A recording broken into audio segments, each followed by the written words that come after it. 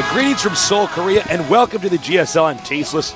And with me is, of course, Artosis.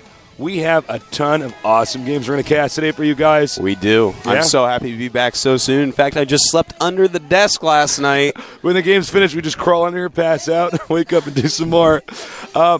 Guys, we have, of course, a very good friend of ours, Liquid Ret, playing today from TeamLiquid.net. First match. Yeah. I cannot wait. Best StarCraft site, TeamLiquid.net, is going to have its star player out here, in my opinion. Yeah. You know what? 100 nerds just got angry. They're like, no, Huck. And then other people are like, no, it's TLO. I'm sorry. You can't actually win That's on the internet. That's my favorite. Well, I do think he is the best player on the Team Liquid. And Liquid's, of course, a very solid team. So I have high expectations for this game coming up here. I think it's going to be pretty cool. We do have 5 best of 3s for the first chunk of today. Then we have a brief break, depending on how long the time will be. We're going to find out basically based on how long the games are for the start of the day. Then we go to 4 best of 3s for the final part. So wherever you are, thank you for joining us. This is the round of 64. We stop broadcasting games at this time after the round of 64. So I'm very sorry about that, but we do it in prime time. The other matches in prime time in Korea after this. But thank you so much for tuning in. If you are tuning in live, watching the beauties, thanks as well. Let's look at the match results for yesterday. Fruit Dealer took out Tosiad 2-0, total standard ownage. SC Foyu took out the Warcraft 3 legend Lin 2-1. Really very long, epic TVT series. Definitely take a look at that one. The best Foyu, he took out AnyPro Prime. Very convincingly. Yeah. Definitely looked like the best, even though he later admitted he was not. And then Hongun Prime took out Nexnea in a disgusting 2-0. I do not suggest that series to anybody. Well, if you want to learn how to do a pretty cool cannon rush, Game 2 is pretty good. Let's take a look at today's matches. Take it away, Artosis. All right, Liquid Ret. His name is Yos, not Joseph. But anyways, Yosef. Liquid Ret is going against Cyrano. And then JSL Zenith going against Kirix. Ooh, that's going to be nice. JSL, of course, knocked out Nada from the qualifiers. Marine King Prime, that's what they call Foxer in Korea. He's going up against Next Line. I really like that ID, Marine King. That's good for him. Gumiho Foyu, the only random player, is going up against ST Monster. And then TSL Guinea Pig, great ID, going up against I'm Junwi, the StarCraft 1 Zerg legend. Yeah, it's going to be pretty cool. Really great matchups today. In fact, some of the best I've ever seen. There's a Zerg in every one, and there's no Zerg versus Zergs. I'm going to have a really good time this morning, Tasteless. You're going to definitely know what you're talking about in this series. So, guys, thanks again for tuning in and joining us. We love esports. Everybody at GOM TV loves esports. Thank you to our sponsors at Sony Ericsson. You guys are the best. Wouldn't be possible without you. And thank you, Blizzard.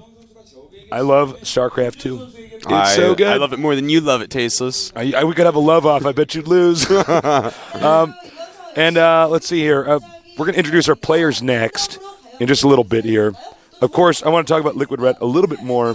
I think there's more information that needs to be put out here. We don't really know much about this Cyrano guy. He's not even on a team. Yeah, he's a pretty young guy, too. Cyrano's only 17. So I believe this is his first time in the booth playing on TV. Liquid Ret has a lot of experience. This is actually his second time coming in Korea for pro gaming. Yeah. I believe he's the only person who's actually done this. He was here for, Idra was here for StarCraft 1 and StarCraft 2. No, but I mean coming first to Korea and then leaving and then coming in again. What? Yeah. Yeah. It's actually quite correct. interesting. You are correct. So, he is back, and he is better than ever. This guy, a legend in StarCraft 1.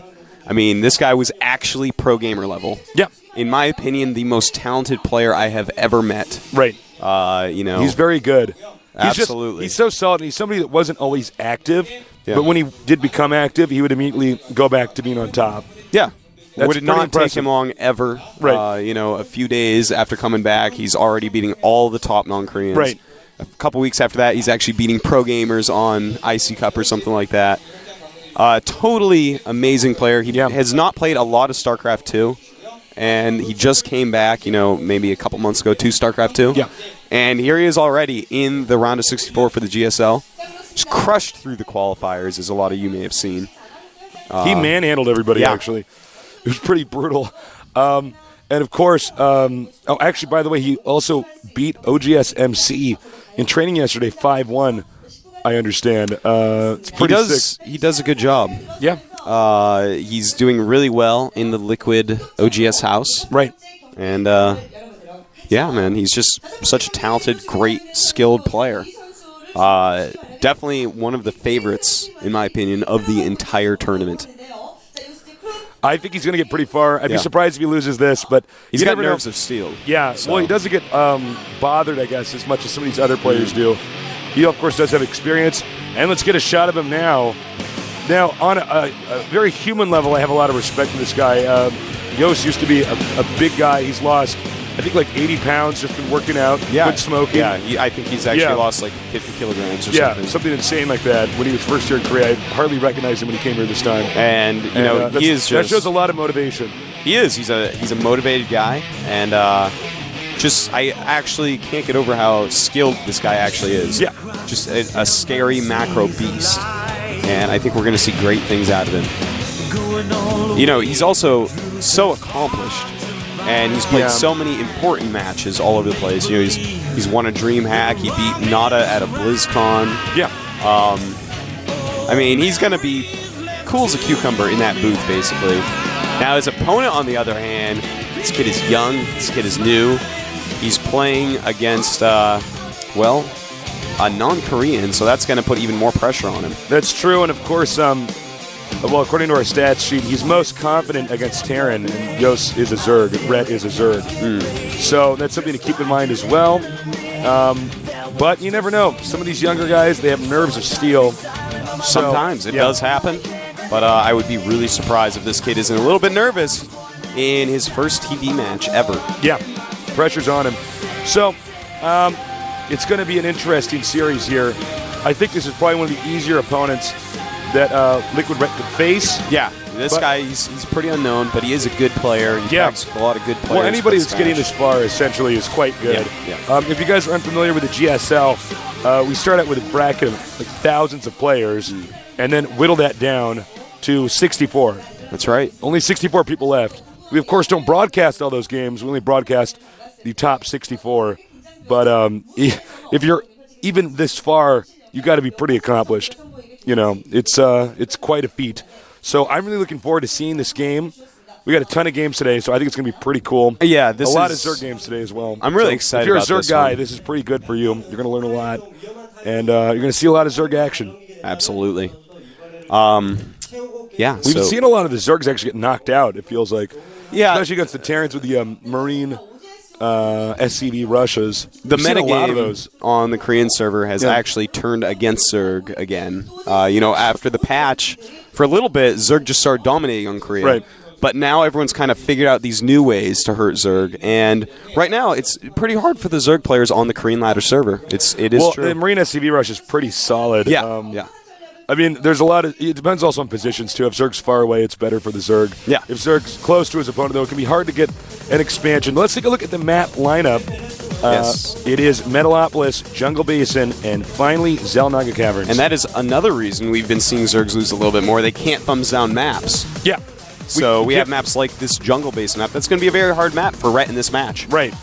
Jungle Basin, tough to get a third base on. Metalopolis, quite good for Zerg. Probably the best map for a Zerg player to play on. Zelnaga Caverns, I would say it's fairly neutral compared to the other maps out there. But, Jungle Basin, that's going to be a tough one for Rhett. A good one for Cyrano. Yeah. Since definitely. If Protoss can two-base and basically just wait for the Zerg to expand. That's usually the strategy there, is to win in the mid-late game. Yeah, it absolutely tastes. You're completely right. Zerg really can't hold on to fourth base there, so we're going to have to see what he has planned. But first, Metalopolis, time to start. Let's get ready.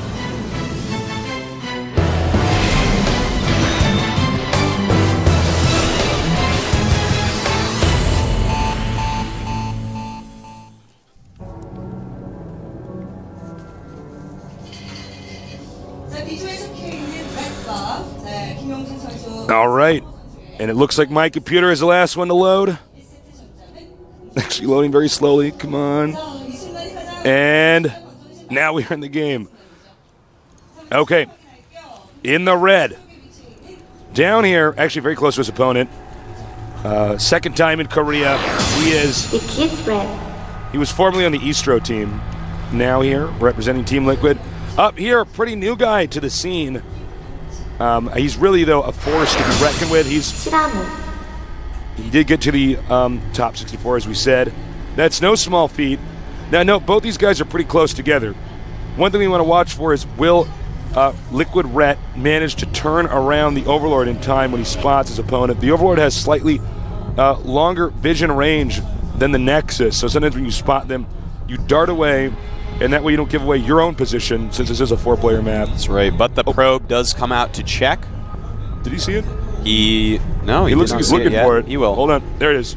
All right. That's something every top player should do. If you're on a map that does have close by air spots, do that, because most Zerg players are going to try to fake you out and not let you see that. Now, that probe placement, this means it's probably going to be Forge first play. Yeah. Rhett was considering going for a hatchery first build on this map, but that can be quite dangerous against his Forge first play. So we're going to have to see if he decides to do that or not. He's going to scout it quite quickly with his Overlord.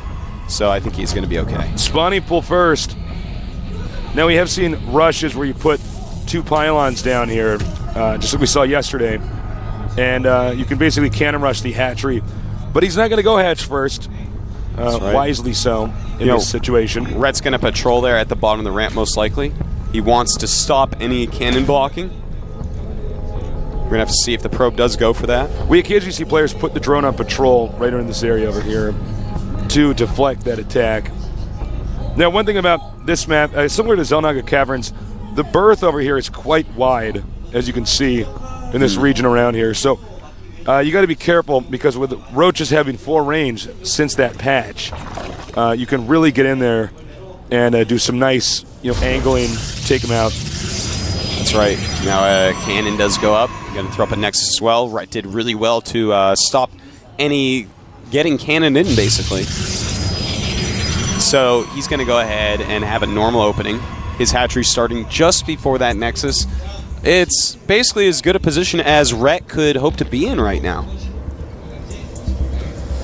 Now, for the time being, we're going to have a little bit of a lull here. Not a lull, but a lull. As these guys try to macro up, there's a possibility of the Zerg taking a third base, try to stay ahead. There was more common in StarCraft 1. We don't see it as much. Yeah. It seems like this phase of the metagame, 2-basing is still quite strong. Well, the current style with Zerg right now, I do believe Rhett is going to go ahead, get his drones up, get a second queen out, and then go roach a little bit. Get Burrow, make sure that he's safe from any attacks, and then take the third base. It's normally a lot safer to do it that way, and you need a lot more drones in this game than you did in StarCraft 2. Yeah. And with the queens, you already have some production, so likely that's what we're going to see Rhett go ahead and do here. Now, as you can see, the cybernetics core is on the way. When that finishes, we're going to have a better idea of exactly what kind of teching route our Protoss player is going to play. Meanwhile, probes transfer to the Nexus. A little bit late, but not too late. That is right. Not too late. Not too late. It's never too late, Jason. That's right. Now, one Zealot out here.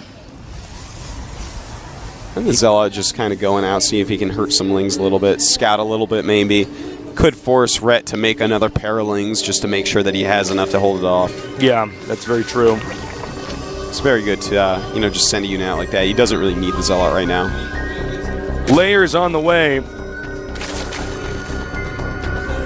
His right speed also making, and in fact, those 2 Zerglings are being made by Rhett just to be safe. You do kind of want 4 out on the map as opposed to 2. Yeah, well, you can just deal with 1 Zealot. You're more likely to catch a probe. Now, note, Rhett did not apply any pressure whatsoever. I noticed that Overlord.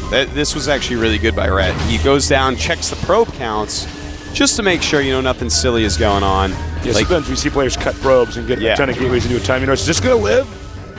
Oh! Just barely. So close. That's too bad. It's great to actually have an Overlord back in that spot. It's the only spot on Metalopolis where you can do something like that. Uh-oh. And that Scout Zealot taken out live no more. Yep. And now it is time to see what tech our Protoss player actually wants to do. He's getting a couple more gases, throwing up some more gateways in his main, and as we see in the production tab, Rhett is getting Bro, he is getting Roach speed, and there we go, a Stargate. This is becoming increasingly popular because everyone loves to open Roaches with Bro right now. It forces Protoss to get an Observer before really committing to an attack. And yeah, that's quite true. You know, and the counter to that, of course, is to go ahead and get a quick Void Ray. Right. Or sometimes we do see the Phoenixes as well, but a Void Ray can really pick on a Zerg that has no Hydralisks. All right, he's massing up gateways. He may start stopping Pro production. May start stopping. Because eventually his minerals will have enough, he'll have enough probes getting minerals here. Meanwhile, the hatchery is on the way. Yep. Right after about 4 or 5 Roaches, Burrow and Speed get upgraded. Very standard opening here by Wright. Note this. This is really good if you're new to StarCraft. You can drop creep in this from the Overlords. And Protoss, of course, is going to try to expand in this location, but he can't build on creep. That just forces him to try to push the Overlord out. And seconds can go miles in a game where there's so much you can do to get ahead. And we do see there's actually 2 Stargates up now, and he's going to pump out Phoenixes. Now, this is a really good move, but you have to wait till about 4. Sometimes people wait till about 6, but an Overlord comes in, very smart, getting that Overlord speed right away, and uncovering the Phoenixes. That's going to make it so that Rhett can prepare a lot more for this attack.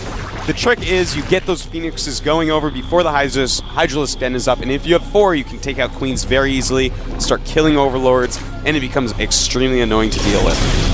All right, now he's going to have to reveal, or at least use these Phoenixes, because, of course, they have been spotted, so there's no point in hiding them. He's moving out. Meanwhile, Roach is over here attacking the Zealots. Now, there's not a ton of Protoss units, and the cannons are certainly not in the best position to defend against these Roaches. So he's warping in some more Stalkers over here. That's right. And these Roaches, this is a really good pressure. He realizes, okay, he's going Phoenixes that quick after expansion. He's not going to have a lot of units. I can go in, I can pressure a little bit, punish him for his tech choice. And he's just doing a little bit of harassment. See if he can waste some force fields on his opponent. Kill some units like that. That was a very high energy sentry. It's a great kill for Rhett to get. And he's continuing to apply pressure over here. Oh my, losing a lot of units. Too busy microing these Phoenixes. He's going to get supply blocked here. Looks like he's continuing to mass up enough Overlords, but this is eventually going to buckle. This is going to be pretty bad. Wow. A force field over here. He's attacking this pylon. Now he can grab drones and, of course, Hydras. While Red is doing damage over here, I'm starting to wonder if these Phoenixes might be doing more damage. You consider an Overlord as 100 minerals. Yeah, he definitely did get a lot of the minerals out, but, there's only a few warp gates up for Cyrano, so killing some of those units, especially those sentries that are just so strong, was a great move. And look at that, transitioning into the double robotics. You force the Hydras, and then you go double robotics Hydras. A very good move, but still, these Phoenixes going to get a lot of harassment damage in. All right, he is still taking a ton of damage. The economy is pretty badly hurt. We have Hydras chasing him out right now. That's right, and he has done a great job with these. Look at this, keeps on getting kills, but look at the supply differential. 86 to 128. That is Liquid Rhett for you. A great macro beast, great timings on his pressure, and he is looking very good right now, even though Cyrano has a really nice strategy that he is pulling off. Now, Cyrano is still doing a ton of damage with these Phoenixes, but this is a lot of Hydras. That is a lot of Hydras, and he might actually just go up and hit his opponent right before these Colossi get out. He's going to keep those. He might actually bust him. It definitely is a possibility. All those Hydras, he's already killed a lot of sentries, so it's going to be very hard to actually block this attack. This is so good by Liquid Rhett. He's spreading these Overlords out. Hydra is so much better on creep because they are so slow when they're not on it. That's right, making that creep highway, but Cyrano at the same time going to clean up a lot more Overlords. This attack, though, it's going to be deadly, and Cyrano is going to be nervous about this. I think he's just going to break him down. Oh, man, I think so. He has a great number of Roaches as well, so even with the Colossi pop out, he's going to have a lot of units to try to tank the damage. He might be able to get this hatchery in time here. The Colossus do pop, And Rhett is chased away, but not before doing some good damage there. Yeah, that was pretty impressive. He did carve away the forge, all the cannons. This expansion not terribly well defended. And still killing a lot of overlords is Cyrano. You know what's interesting about this is Liquid Ret really has not been supply blocked. He had there was a potential of that occurring, but he's been producing overlords so quickly. He basically just massed overlords when he saw those come. Very smart move by him, because the supply block is part of the reason why it's so good. It really slows down your economy so much. Meanwhile, these Phoenixes, I got to really commend Cyrano for actually keeping these alive the entire game. This requires a lot of multitasking. Now, this could be a moment where Liquid Ret will get supply blocked, and here he is now, because all these overlords are put together. It looks like he could get all of these. Well, he does get supply blocked, but he is at 189 supply, so he's basically maxed out anyways. Gives him plenty of time to remake those overlords. Now, the Protoss has to get this expansion up. Meanwhile, Ret taking this base down here. I tell you, I love Rhett's macro, man. This is one of the quickest really maxes I've ever seen. And he even has Infestors out now to help catch those really annoying Phoenixes. There are 4 Colossi out now. Meanwhile, we have double Evolution Chamber and a Spire on the way. That's right. He's getting +2/+2 in both ranged attack and carapace. He has a lot of hatcheries right now, getting so many upgrades, teching up to it. A hive. Just astoundingly good play by Rhett. Keeping one base up as the Protoss is taking his third. Rhett taking that 4th base. Looks like he's moving out. I'm curious if he's going to get ready for an attack here. I think these cannons are going to be too much, though. Yeah. In combination with the Colossus. You know, it may be a little bit hard to attack into that Protoss army, but Rhett is maxed out, and his army is basically Roach Hydra, so he's got to go and use this army so that he can switch units if need be. We see him moving in here now. Nice force fields by the Protoss. Yeah, very nice. Those Colossi doing a ton of damage. In the meantime, the Phoenix is still killing some Overlords, and after cleaning up most of the Roaches, these Hydras are going to get completely fried by the Colossus. Now, as you said, he was maxed out, so even though he looks like he lost that battle, he can now remake his army into what he wants it to be. But the Protoss does have a window of opportunity where he can attack here. It's all going to be down to this moment, and whether or not Liquid Ret is going to have the ability to reproduce his army as quick as he possibly can. Yeah, he's going to have to get it quick as well. Those 5 Colossi, along with a handful of Stalkers and Sentries, he's going to have so many Corruptors, and there they are, a ton of them, going ahead, taking out these Colossus, and just rallying the Roaches and Hydras to try to take out the rest of the Stalkers. So many Corruptors here. I know, man, that is what you need to take those out. And he is going to hold this off, it looks like. Will he? The Colossus is gone. It's just Roach Hydra now. And remember, it's very hard to remake those Colossuses. That was actually a very, very close battle, by the way. You know, Rhett was up 50 supply at the beginning of the first battle, barely held that off, and his opponent does get away with the rest of the Stalkers. Nice play here, by the way, hiding the Overlords back here. He was probably getting pretty fed up with that. Both players actually playing astoundingly well this game. Now, Liquid Ret does have the opportunity to expand to this location, but after that it's going to be tough for him to expand anywhere else. The gold base is pretty vulnerable. Not a bad place to go, but it is, you know, at times risky. If you make one mistake, they can counterattack and take that out. It looks like he's going to actually go in here and try to go for a kill move. Nope, backs away. Wisely so. Gotta be careful those Corruptors as well. You know, if more Colossus are produced, he's definitely going to need them still. So Rhett back up at 185 supply. Cyrano, 150. So they're kind of back to where they were before that battle. And in the meantime, Rhett double expanding. Double Expo. Damn. Pretty smart, man. You know, he killed off those Colossus. It's going to take a while for him to remake them and really get offensive again. You know, those slow Zealots aren't going to be all that useful against this Roach-heavy army. So Rhett taking that time to go ahead and, hold on, Tasteless. We take a look down right here at the natural. A bunch of Broodlords are making, and Broodlord Roach, it's a great combo, also mixing in a few Zerglings here and there. You know, this is a great way to try to finish Protoss off. Now, does his opponent have Blink? That is what he's going to really need to help deal with that. But he does not have a Twilight Council anywhere. Yeah, I don't see one. Yeah, he does not have one. So he is not going to have Blink to help deal with those Broodlords. It's going to make it very much harder to kill them. It's really an important spell to get. This is one of the few games I've seen where you've seen a successful Corruptor tech switching to Broodlords. That's right. That seems to be one of the harder things to do with Zerg in the late game. It's very hard to pull off against good Protoss, but Rhett is showing us that he is amongst the very top Zergs in the world. All right, the Broodlords are out. If Protoss can't hold this and get this base up, I think this game might be over. A ton of Broodlords. Look at this, and good force fields. He's going to want to target these Broods and let the Colossus try to clean up the Roach. He's got to use some good force fields as well. And Rhett doing a lot of damage. Notice he is staying max throughout the battle, keeping up his macro.